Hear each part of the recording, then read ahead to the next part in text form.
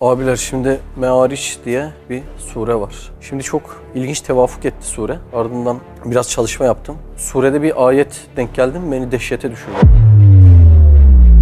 Miraç'la aynı kökten geliyor. Uruç kökünden. Ne demekti uruç? Uruç etmek, yükselmek, mertebe yükselme gibi bir manası. Meleğin yükselişi gibi bir manası. Bu ve buna benzer manaları var. Bir gün Mekke içerisinde Efendimiz Aleyhisselam'ın böyle etrafına toplanıyorlar. Dalga geçmeye başlıyorlar, alay etmeye başlıyorlar falan. O cihetlerde. Tabii alay etmenin onlar kısmında.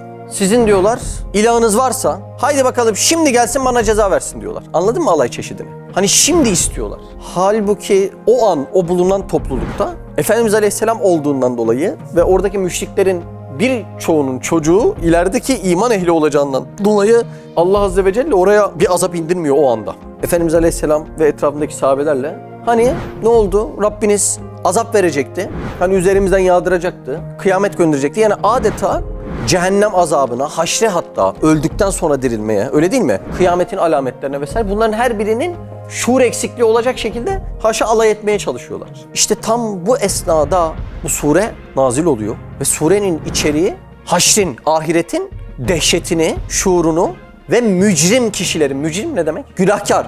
Günahkar kişilerin yani kimi söyleme göre işte sadece kafir, kimi söyleme göre cehennem yüzü görecek herkes için bu iddia geçerli. Mücrim diye kavramı o yüzden genişletmişler. Mücrim kişilerin, günahkar kişilerin yani bir cehennem yüzü görmesi imkan dahilinde olan kişilerin eğer o cehennem yüzünü görürse bu iddialarla karşılaşabileceğini belirtmiş. Bak şimdi birbirlerine gösterilirler.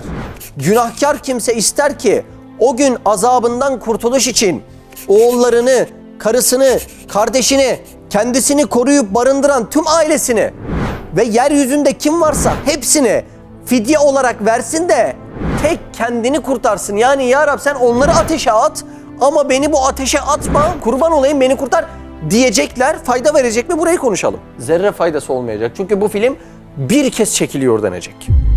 Bu ayeti gördüm çok dehşete kapıldım. Niye? Bizim evimizde de bir çocuk var ve anne ile çocuk arasındaki şefkati uzun bir süredir müşahede ediyorum ve sürekli hanıma sorarım yani neredeyse 2 güne bir. Mesela yanına gittiğimde çocuk uyuyordur. Şu an özlüyor musun derim bak. Şu an dediğimde nasıl biliyor musun Ömer? 10 dakika önce Ecmelver'e örümcek adam gibi her yere tırmanmış, bütün evi yıkmış. Gerçekten peşinden koşması çok zor yani o kuvvetteki bir çocuğun. Şimdi bakıyorsun şu an özlüyor musun? Özlüyor ya, canını verecek. Ölecek onun için yani. Tırnağı kopsa böyle ay benim canım gitsin de ona bir şey olmasın. Ve baktım bu ayetin dehşetini değil mi abi? İnsan zıttığıyla nispet edince anlıyor. Dünya namına bu kadar kuvvetli bir şefkat verilmişken ahiret namına bu annenin, bu anne yani benim evimdeki anne de dahil olmak üzere ama terazi şaşarsa benim evdeki anne de dahil olmak üzere diyecek ki Allah'ım çocuğumu yak ama beni yakma diyecek. Çok akla uzak geliyor değil mi Sinan? Ayet bu ya. Kalbimizin buna uyumlu olmayışı gene uykuda olduğumuzun göstergesi. Çünkü bu ayetler fıtratla çok uyumludur. Bir algoritmik yazılım gibi düşün. Koyduğun anda çalışması lazım fıtratta. Beni hayrete düşürdü. Şimdi benim annem yani. Gerçekten ben dünyanın en kötü adamı olayım. Annem vazgeçmez benden. Öyle bir kadın. Zeyne gibi yani. Hakikaten atom karınca gibi yani. Şurada tırnağım kanadı desem gelir omuzlar. Ülke ülke gezdirir belki. Öyle fedakar kadın. Baktığında bu kadının da terazisi Allah göstermesin. Şaştığı anda diyecek ki Allah'ım bana bu azabı gösterme. Çocuğumu al, kocamı al, torunumu al. Hepsini yak. Ama bana göster bak. İşin hakikati burası işte. Dünyadaki illüzyon hali işin hakikati değil. İşin hakikati tam da burası. Yani bu nesebi bağın da arizi olduğunu anlamamız lazım. Basit bir sual. Ecmelvera'dan daha güzel, daha tatlı dışarıda çok çocuk var. Ama ben onları değil Ecmel'i tercih ederim. Niye? Niyesi Allah böyle yarattığından dolayı. Bu bağı yaratan Allah. Yaratmasını bildiği gibi koparmasını da bilir. O dehşet gününde koparmadan benim onu fidye olarak vermemi de sağlayabilir. Yani ayet çok dehşetli, farkında mısınız? İnsan şurayı anlaması lazım.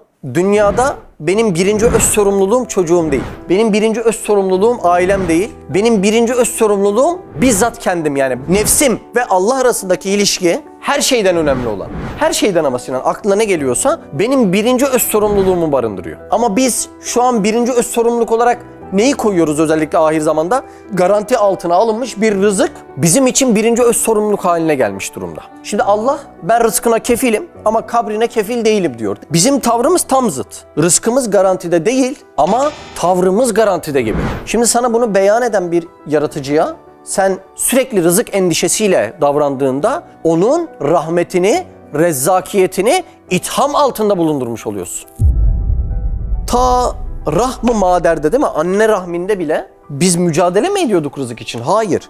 Şimdi mesela rızık konuşması nasıl geçiyor? Perişanım, mücadele ediyorum, yırtıyorum. Sana garantide olduğunu söyleyip biraz mücadelenin içine saklamışken Allah, rızık olmazsa perişanım, bu bir mücadeledir, cedelleşmedir, perişan haldeyim gibi davrandığın anda Allah'ın verdiği rızık mantığına da çok aykırı düşüyor bu sefer işler. Şimdi rızığın hikmetini ve bereketini bir mücadelenin içine koymasaydı dünya boş ve sıkıcı bir hale gelecekti. Mesela rızık için biraz hareket etmem ve mücadele etmem gerekmeseydi Sinan, bu tişörtü kim dikecekti? Bence dikmezdi o adam. Peki matematiği kim anlatacaktı? Ben anlatmazdım rızık gibi bir dert olmasaydı. Doğru mu abi? Demiri kim bükecekti? Arabayı kim yapacaktı? Yani insanların sürekli söylendiği işlerin hakikati hiç söylendikleri gibi değil. Rızık dediğin mesele dünyanın heyecanlı, güzel, çalışkan bir hale gelmesinde perde altına saklanmış, lakin dirhem dirhem garanti edilmiş bir hakikatten ibarettir. Ama biz bu rızka bile endişe nazarıyla baktığımızda Allah'ın kaderini itham altında bulundurmuş oluyoruz.